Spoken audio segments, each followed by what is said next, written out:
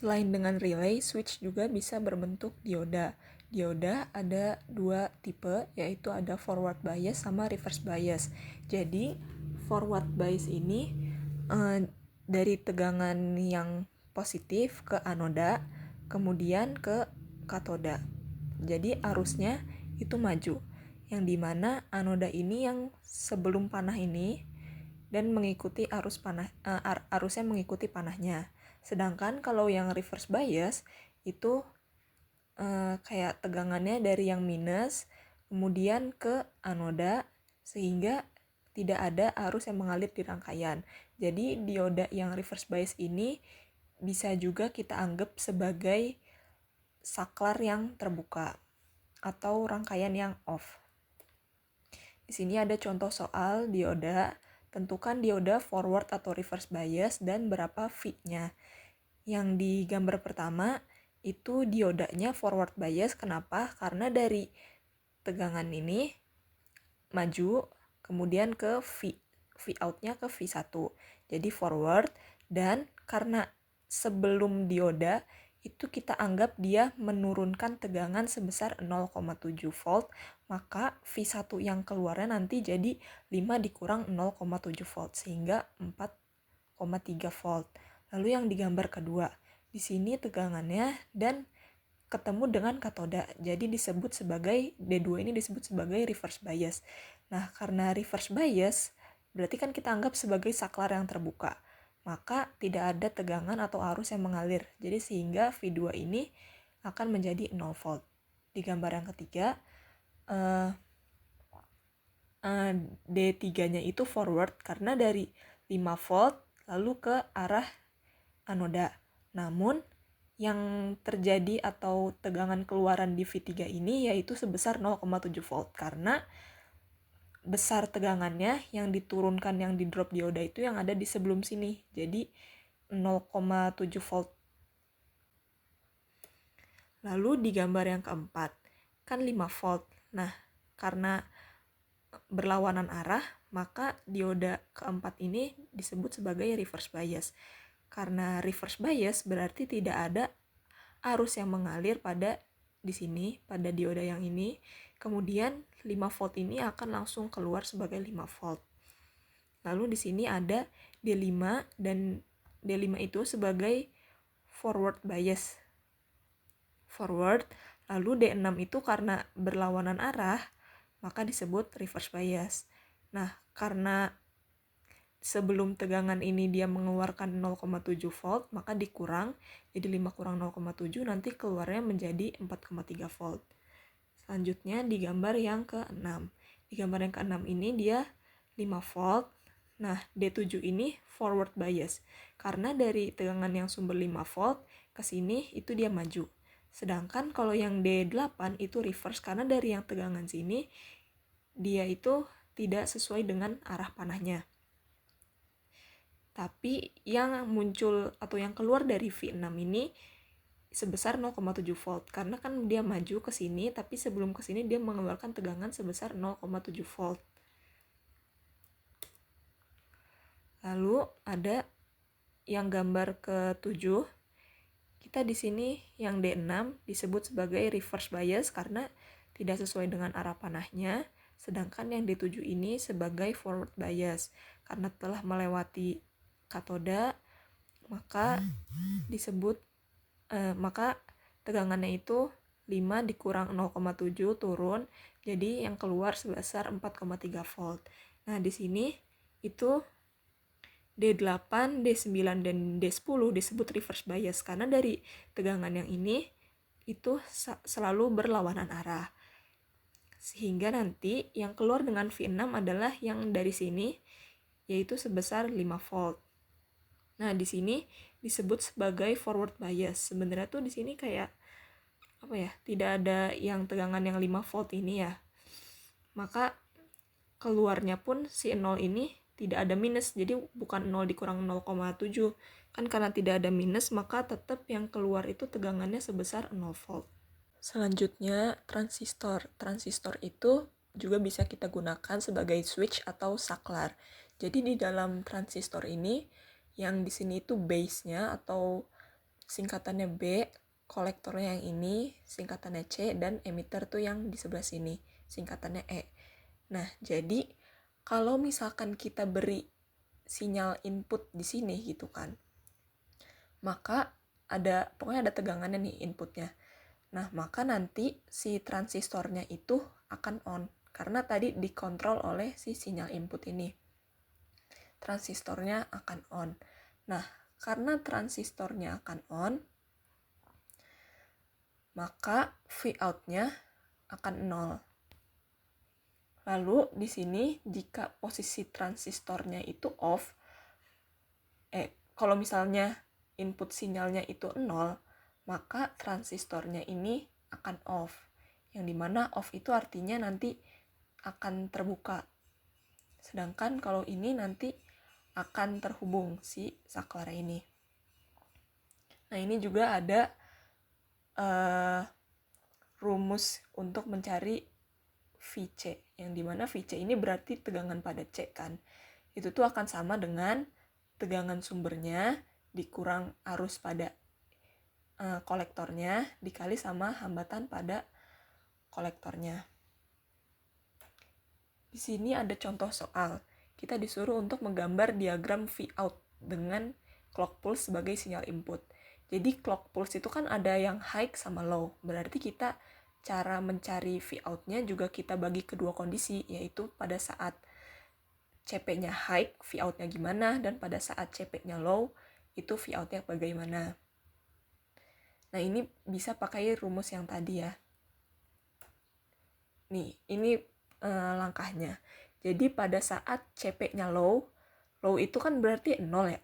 Nah, karena 0, maka transistornya itu akan off. Yang dimana kalau off itu tidak terhubung. Kan kita kayak menganggap bahwa transistor itu sebagai saklar. Berarti dia ibaratnya saklar yang berarti tidak terhubung rangkaiannya.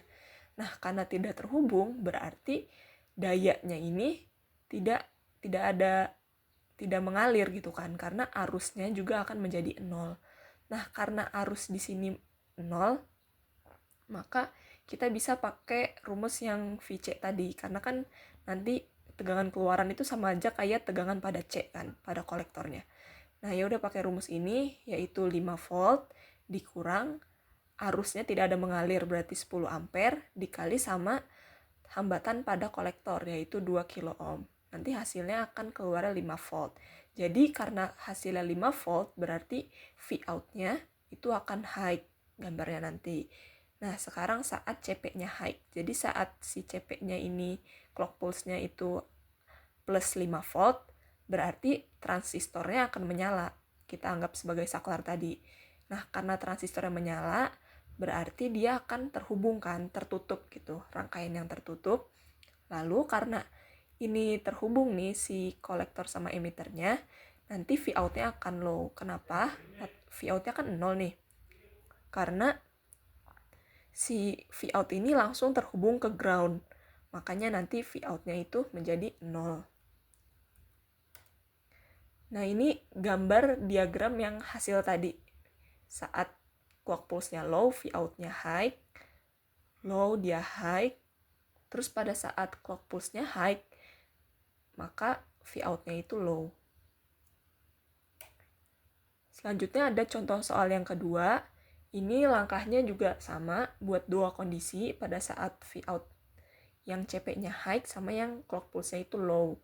Nah, tapi di sini pakai rumus yang Vout sama dengan yang kayak pas lagi di relay itu, relay sebagai switch. Kenapa pakai yang ini? Karena kan tadi abis dari kolektor itu dia langsung ke Vout kan. Sedangkan di sini ada rangkaian baru lagi. Makanya pakai rumus pembagi tegangan. Nih, jadi saat clock pulse-nya low alias saat diberi 0, kan kalau 0 berarti transistornya off kan, tidak terhubung dia saklarnya. Maka kalau misalnya transistornya off, berarti kita cari pakai rumus yang ini. Karena kita arus yang mengalir tuh dari sini ke sini aja. Karena di sini tidak ada ngaruh apa-apa kan. Nah, karena dari sini ke sini, berarti kita pakai rumus pembagi tegangan Vout-nya ini. yang dimana V input dikali R2. Nah, cara pakai ini sama ini itu bedanya kalau yang di pembilang itu yang dekat dengan ground. Jadi R2 ini yang dekat dengan ground, yaitu kan V inputnya 5 ya, 5. Terus R2 ini yang dekat dengan ground berarti 20 kilo ohm. Terus R1 itu hambatan yang satunya 1 kilo ohm ditambah sama yang 20 kilo ohm juga. Nanti hasilnya jadi 4,76 volt. Nah, karena 4,76 volt berarti nanti V out-nya itu akan high. Terus saat clock pulse-nya high alias saat 5 volt, kan berarti terhubung kan si saklar. Nah, anggaplah si transistor ini saklar kan, terhubung. Nah, karena terhubung berarti nanti transistornya itu dianggapnya on atau nyala. Nah, karena on terhubung si kolektor sama emitter ini harusnya mengalir dari plus 5 volt sampai ke ground. Nah, berarti nanti V out-nya itu akan 0 karena langsung terhubung ke ground ini V out-nya.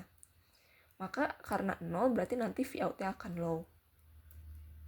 Nah, ini gambar diagramnya, yaitu kan saat clock pulse low, V out-nya high.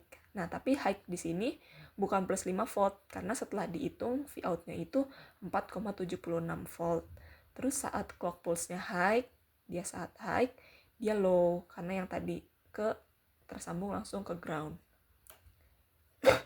Selanjutnya ada TTL IC. Jadi di sini tuh sebenarnya mirip-mirip kayak tadi, cuma karena ini integrated circuit, jadi kayak sudah pasti gitu. Nih, teorinya itu jika V inputnya high atau 1 atau plus 5, maka transistor itu akan on. Berarti kayak nyala gitu kan si saklar, terhubung gitu kan saklarnya. Nah, berarti disebutnya sebagai saturation atau transistor saturate.